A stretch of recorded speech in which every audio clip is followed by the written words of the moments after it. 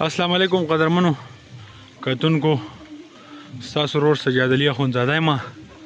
دا وخت موجود یم په مکې خیل کوټ کې. دا کوټ ټاکلی خو تاسو ته پته یو تاریخي جومات پکې هم دی غټو ماشاءالله تبارک وتعالی. دا ډېر ښکلی جومات دی.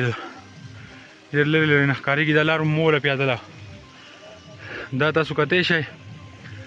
دا ښکلي پټي ښکلی لوکیشن. دا پورې پکې د ماربلو غر ښکارېږي دا سپینه.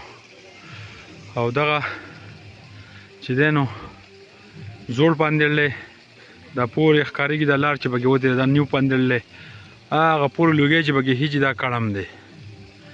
نو ډېر ښکلی لوکیشن دی.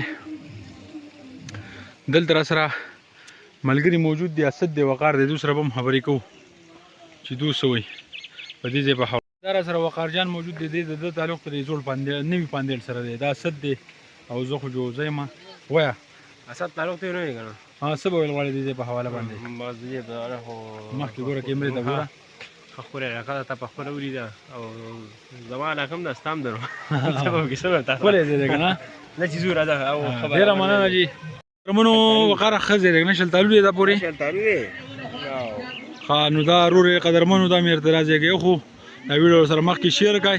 انشاءالله نیو نیو ویډیوګانې به تاسو ته ښیو. دا کوټ د کلي نه تاسو سره مخاطب وو. د کوټ د کلي د جومات چې دا ډېر مشهور جومات دی جي ماشاءالله. په خپلو دواګانو کې مونږ یاد ساتئ. د الله په امان جي.